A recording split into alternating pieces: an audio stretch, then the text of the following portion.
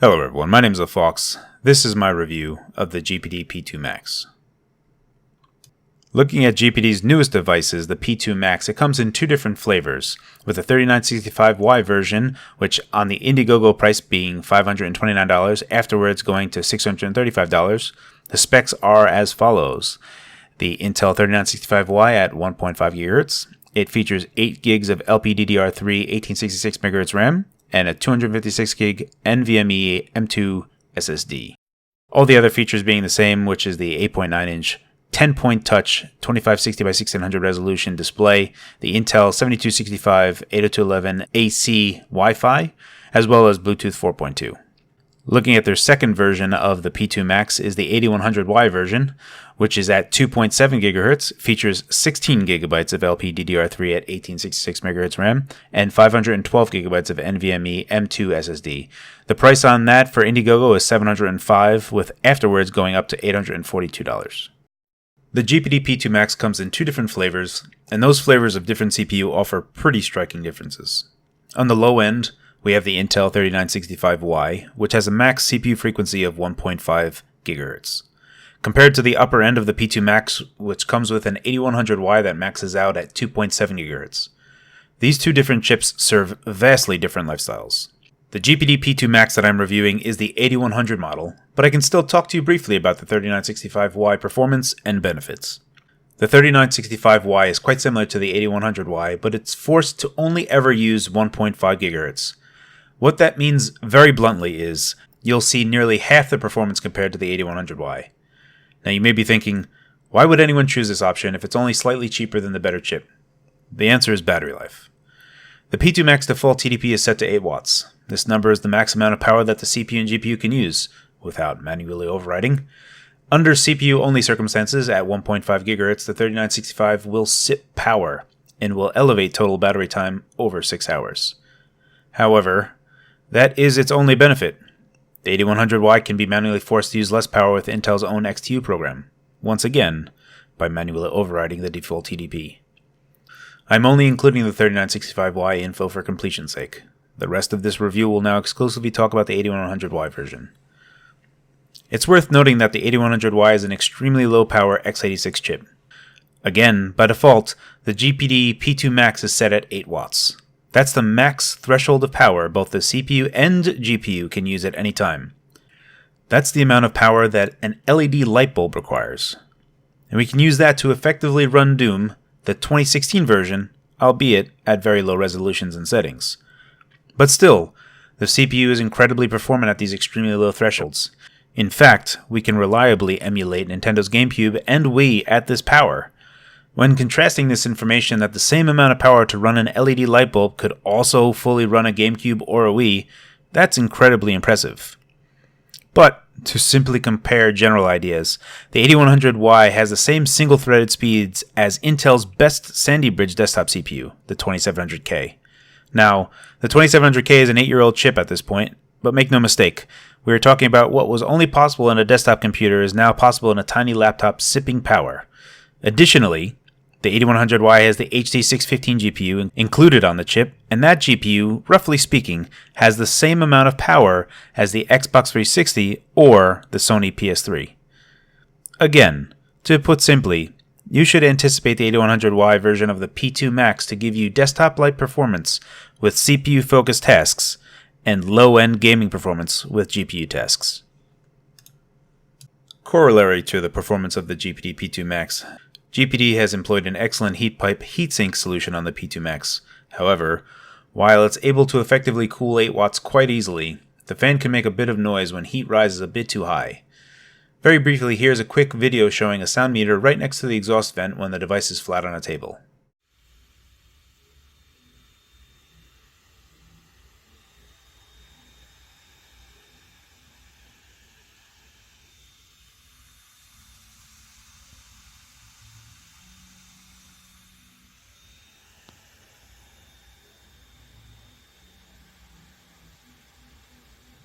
As you can see, we do go up to 65 decibels and near 70 decibels at the fan's location.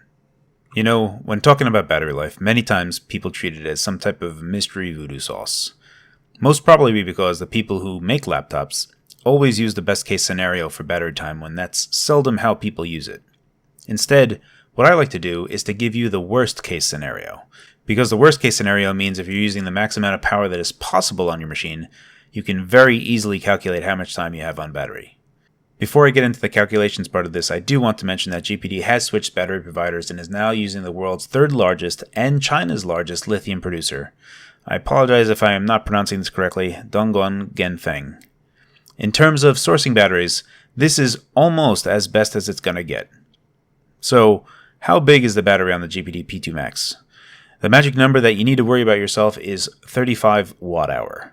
What that means, essentially, is if you had a device that took 1 watt, you could run it for 35 hours on this battery before the battery stopped having energy. It's pretty simple, right? So in this particular example of me playing Doom, if you look at the top left of the screen, you see a number with a negative in front of it. This number is the amount of watts the entire system takes. That's the LCD display, the RAM, the NVMe SSD, the 8100Y CPU and GPU, the Wi-Fi, the Bluetooth, everything. So as you can see here, we are taking a little under 17 watts total to play this game. Additionally, if you look at the CPU power, you can see we hover around the 8 watt mark. That 8 watts is the default TDP for the 8100Y, and generally it's going to stay at that 8 watt figure. And it's really just this simple. You can clearly see we are using the max amount of power on the 8100Y. We can see the total amount of system power is 17 watts, which means 35 watt-hour divided by 17 watts gives us a tiny bit over 2 hours, but let's just say it's 2 hours flat. Again, I want to stress that this is the worst case scenario. I've also gone ahead and recorded battery time when casually using the P2 Max. This is when browsing the internet. The only thing I did was catch up on my RSS feeds from 10 p.m. to midnight.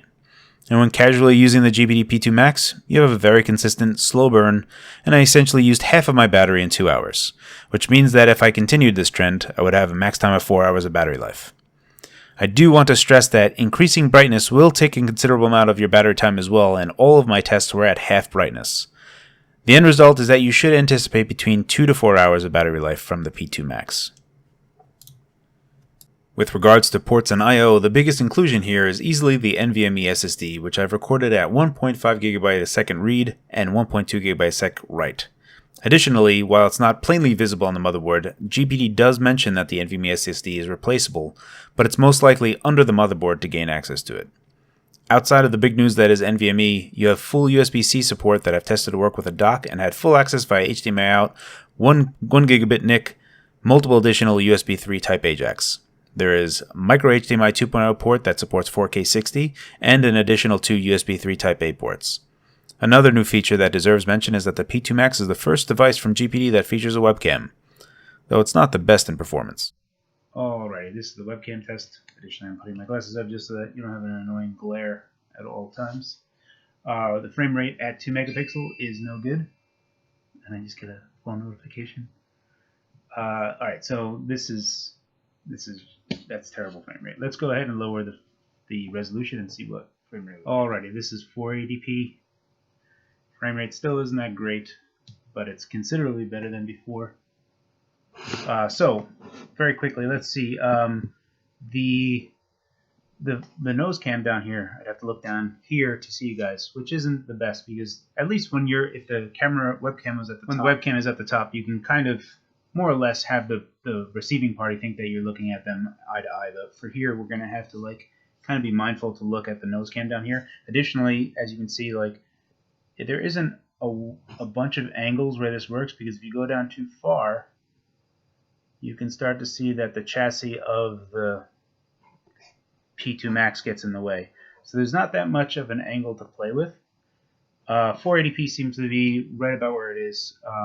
Just move my glasses again just so that the glare is not there. Might be better to hold it.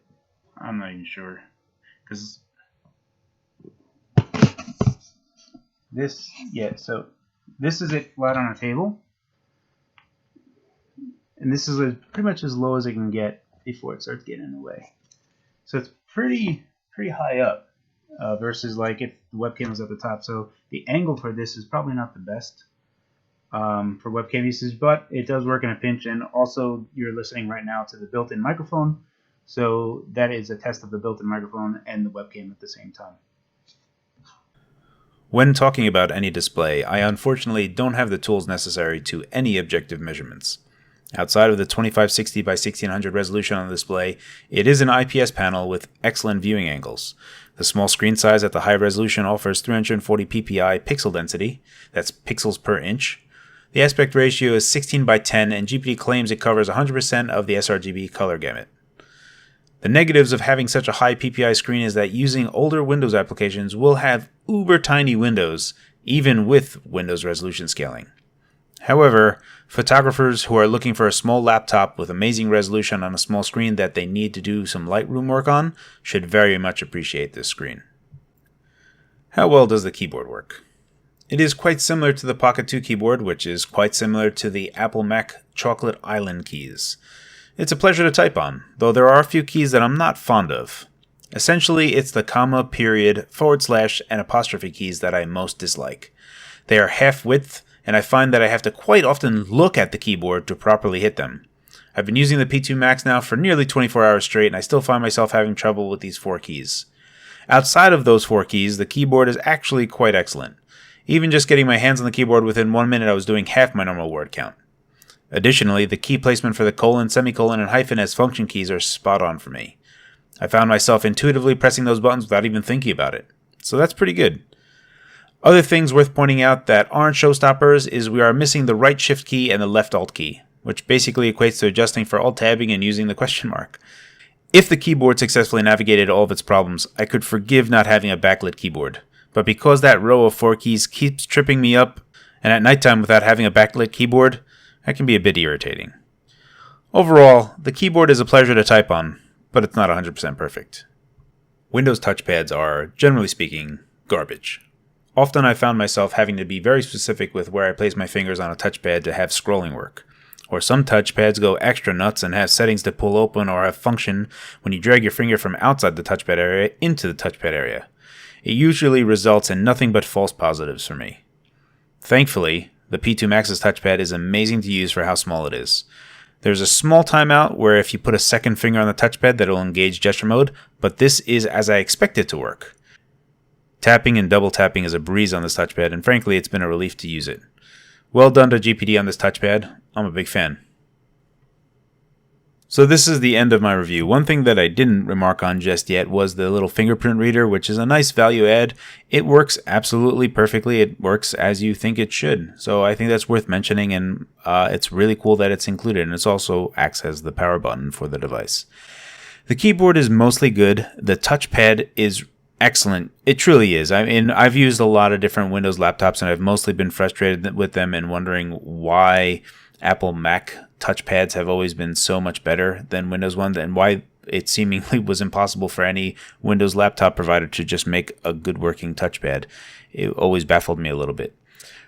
Truthfully, the price on the 8100 model is very aggressive for small computers. Small computers are always more expensive than regular size laptops. You can get a better performing laptop than the GPD P2 Max for less money, but it's going to be 13 inches, it's going to be bulky, it's going to be heavy, it's going to be made by Acer.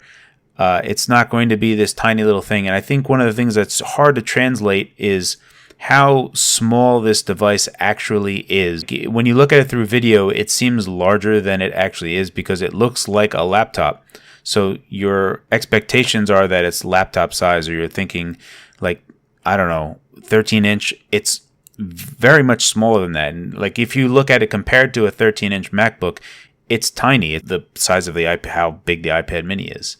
For $700 compared against the competition that's around right now, it's pretty aggressive. So if you were looking for a small device that had as much as they could possibly cram into it, for $700 is probably going to be one of the better prices that you can get compared to the competitors.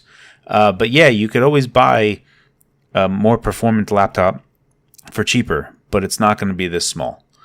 And really, that's basically what this comes down to, is that while GPD has made smaller devices, then this is the largest device that GPD has made. For the price, comparatively, it's pretty good. As always, thank you for your time, and thanks for watching.